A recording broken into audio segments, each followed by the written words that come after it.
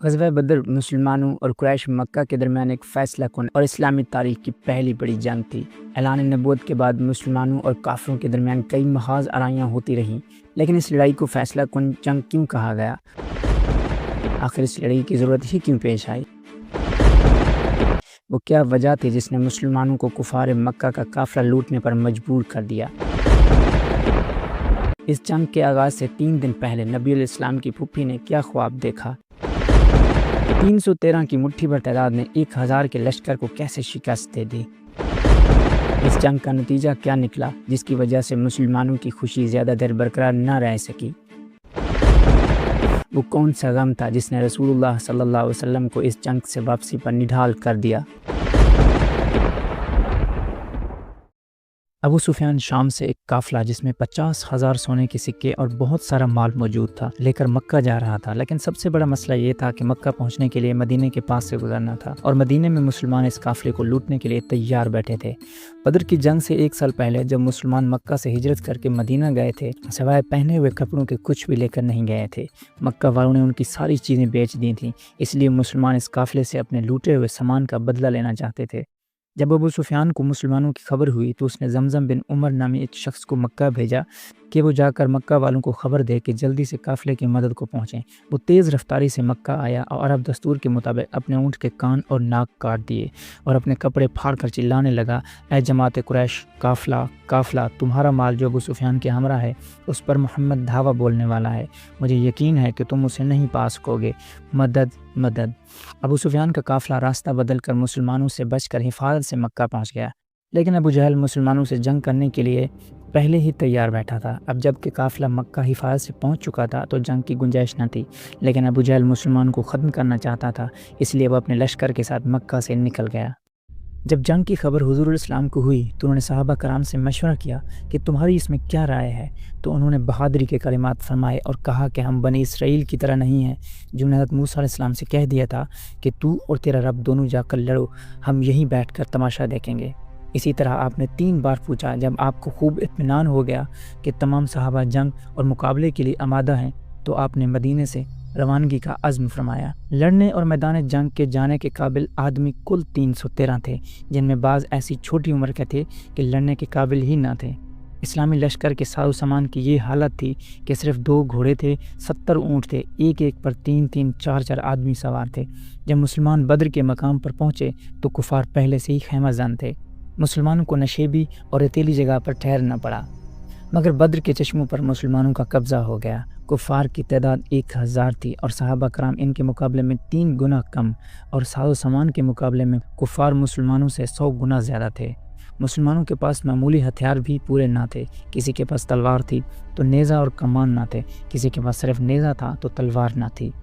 جب کفار نے مسلمانوں کو دیکھا تو کہنے لگے کہ تھوڑے سے آدمیوں سے لڑنے کی ضرورت نہیں، ہمیں لڑے بغیر واپس جانا چاہیے، لیکن ابو جہل نے کہا ان کا خاتمہ کر دینا چاہیے۔ بالآخر اگلے روز 17 رمضان المبارک 2 ہجری کو میدان کارزار گرم ہوا۔ آپ علیہ السلام اپنے چھوٹے سے چھپر میں گئے اور رو رو کر جناب الہی میں دعا کی اور عرض کیا کہ الہی اگر تو نے اس چھوٹی سی جماعت کو ہلاک کر دیا تو زمین میں تیری عبادت کرنے والا کوئی نہ رہے گا۔ تھوڑی دیر بعد آپ باہر تشریف لائے اور فرمایا کفار کی فوج کو شکست ہوگی اور وہ پیٹھ پھیر کر بھاگ جائیں گے۔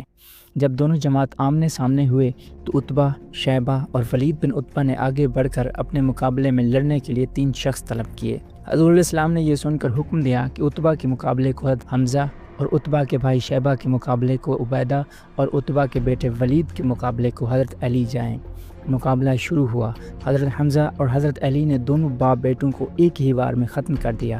شیبہ کے مقابلے میں حضرت عبیدہ زخمی ہوئے، یہ دیکھ کر حضرت علی نے شیبہ کو قتل کر دیا اور حضرت عبیدہ کو اٹھا کر آپ کی خدمت میں لے آئے۔ اس کے بعد دونوں صفیں حملہ آور ہوئیں۔ جنگ شروع ہونے کے بعد حضور علیہ السلام صاحبان کے نیچے کھڑے ہو کر ہدایت دیتے رہے۔ جب لڑائی خوب زور و شور سے جاری تھی تو آپ علیہ السلام نے ایک مٹھی بھر خاک اٹھائی اور کفار کی طرف پھینک دی۔ اسی وقت کفار کے لشکر نے بھاگنا شروع کر دیا۔ ایک نوعمر انصاری حضرت معاذ بن عمر کا مقابلہ اتفاقاً ابو جہل سے ہو گیا۔ حضرت معاذ نے موقع پا کر اس کی نصف پنڈلی کے قریب ایسا مارا کہ پاؤں کٹ کر الگ ہو گیا۔ ابو جہل کے بیٹے اکرمہ بن ابو جہل نے باپ کو زخمی دیکھ کر حضرت معاذ پر حملہ کر دیا اور حضرت معاذ کا ہاتھ کٹ کر لٹک گیا۔ لٹکے ہوئے ہاتھ نے جب تنگ کیا تو اسے پاؤں کے نیچے دبا کر زور سے جھٹکا مار کر الگ کر دیا۔ اس کے انصار کے ایک دوسرے نو عمر بھائی حضرت معوذ ابو جہل کے پاس پہنچے اور تلوار کی ایسی ضرب لگائی کہ وہ زخمی ہو کر نیم بسمل ہو گیا۔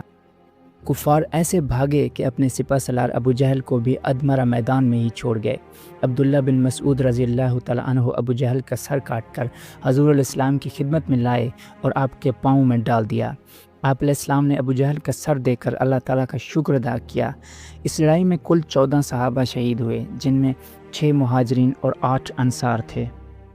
زمزم کی مکہ میں آمد سے 3 رات پہلے نبی کریم صلی اللہ علیہ وسلم کی پھپھی عتیقہ بنت عبد المطلب نے ایک پریشان کن خواب دیکھا۔ اس نے کہا، میں نے ایک شتر سوار دیکھا جس نے بلند آواز اعلان کیا ہے، سنو اے دغابازوں کی اولاد یا آل غدار، اپنے مقتل کی طرف چلو جو تیسری رات پیش آئے گا۔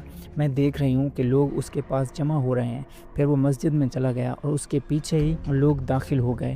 لوگ بدستور اس کے گرد و نواح میں جمع ہو رہے ہیں اور اس کا شتر اس کو کعبہ کی چھت پر لے گیا۔ پھر اس نے یہی اعلان کیا۔ پھر اس کا شتر اس کو چوٹی پر لے گیا اور اس نے اعلان دہرایا۔ پھر اس نے ایک پتھر پکڑ کر پھینکا تو وہ پتھر ریزہ ریزہ ہو گیا۔ مکہ کے ہر گھر میں اس کا ایک ریزہ اور ٹکڑا پہنچ چکا تھا۔ بدر کی جنگ میں 70 کفار مکہ قتل ہو گئے اور 70 مسلمانوں کے قید میں آ گئے۔ مکہ میں سارے جیت کی خبر کا انتظار کر رہے تھے، کیونکہ پچھلے 60 سال میں مکہ کے قریش کو کوئی بڑی شکست نہیں ہوئی۔ 65 سال پہلے انہوں نے ابرہ کے 60,000 کے لشکر کو بھی ہرایا تھا، اس لیے پورا عرب قریش کو اپنا لیڈر مانتے تھے، لیکن اب وہ صرف 313 سے ہار گئے۔ جنگ سے پہلے عرب محمد صلی اللہ علیہ وسلم کو ایک کمزور آدمی سمجھتے تھے جس کو اپنے ہی لوگوں نے نکال دیا تھا اور وہ دوسروں سے مدد مانگتا پھرتا تھا، لیکن اب وہ سب سے بڑا فاتح مشہور ہو گیا۔